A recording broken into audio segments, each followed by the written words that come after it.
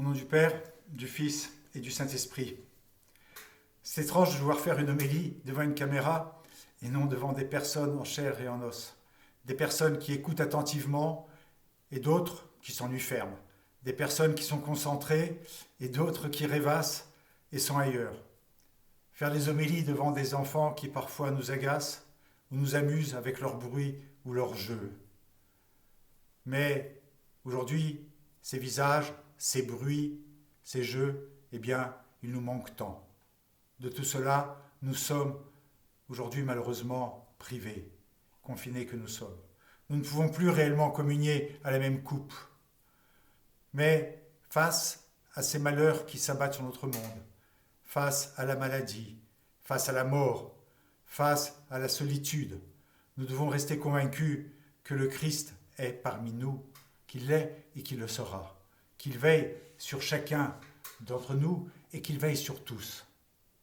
Si nous ne pouvons pas communier à la même coupe, nous pouvons communier de mille autres façons. Nous pouvons communier par la prière, par le service du frère et par la parole. C'est ce que nous essayons de faire aujourd'hui et c'est ce que nous essayons de faire par la retransmission des offices sur les réseaux sociaux, par ces homélies prononcées à chaque fois par un prêtre différent. Ainsi aujourd'hui, c'est moi qui m'y colle. Comme à chaque fois, je le fais avec crainte, mais aussi avec bonheur. Finalement, le bonheur de pouvoir partager autour de la parole, même si c'est au travers d'une caméra. La lecture de ce jour est tirée de Marc, au chapitre 10, les versets 32 à 45. Je ne vais pas vous les lire, vous pouvez les lire par vous-même. Juste quelques commentaires.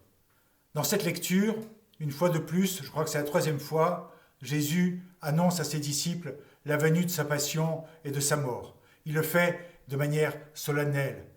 On sent l'événement imminent.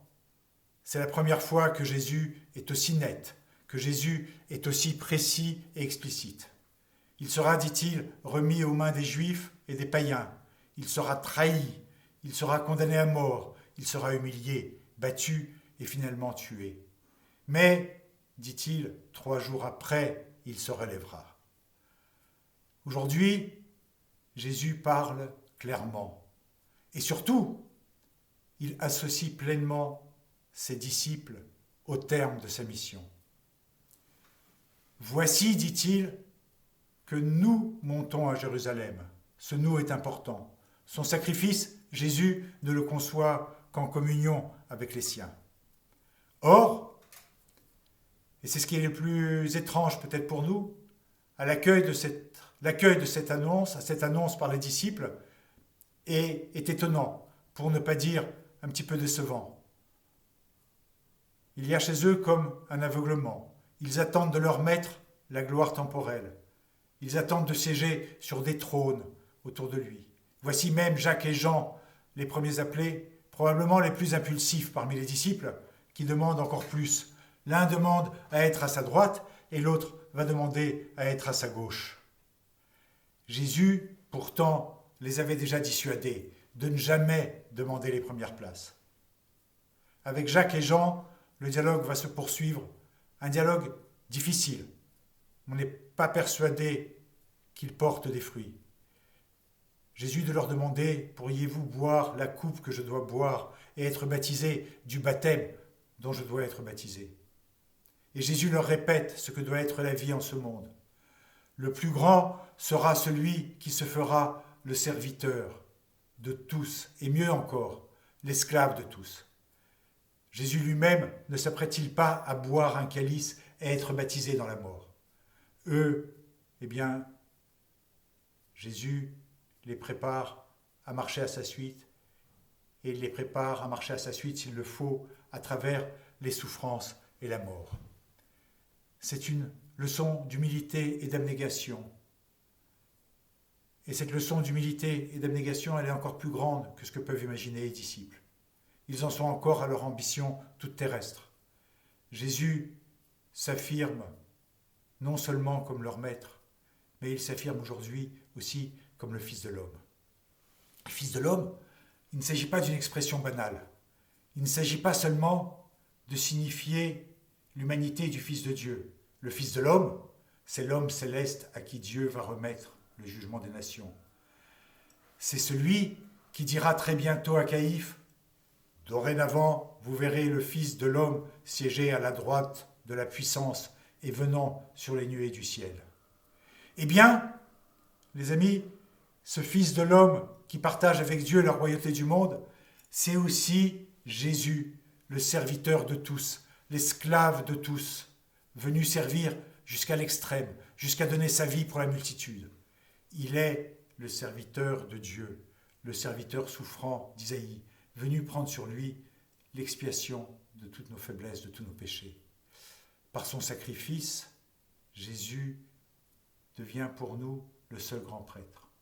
Il entre dans le sanctuaire non fait de main d'homme. Il entre dans le royaume, il entre dans la Jérusalem céleste. Par son sacrifice, comme unique grand prêtre et unique victime, il nous ouvre les portes du ciel et nous y fait pénétrer à sa suite auprès du Père. Il accomplit pour nous un acte qui est unique et irremplaçable. Cet acte qui nous intègre dans l'amour du Père et nous fait rentrer dans la vie divine. Eh bien, c'est tout cela que nous sommes appelés à manifester, tous ensemble, comme Église, corps du Christ. Aujourd'hui, nous ne pouvons pas le manifester par une célébration commune, mais nous pouvons le manifester par le service commun, par le service du frère, être au service des autres, par notre prière commune. Jésus, il n'est pas venu pour nous donner simplement un code de bonne conduite. Il nous prépare la vie éternelle. À nous aussi de nous préparer, à être serviteurs à l'image justement du Fils de l'homme. Être à l'exemple de Jésus, monter avec lui à Jérusalem, participer avec lui au salut du monde.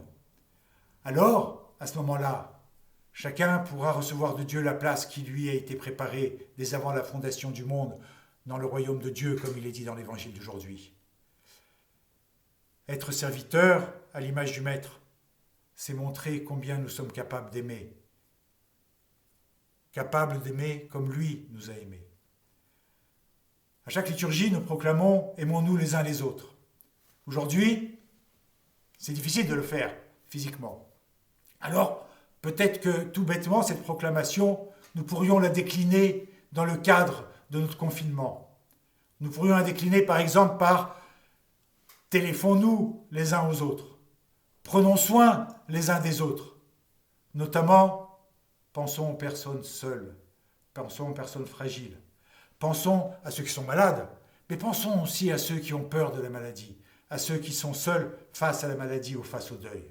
Oui, les amis, portons-nous les uns les autres.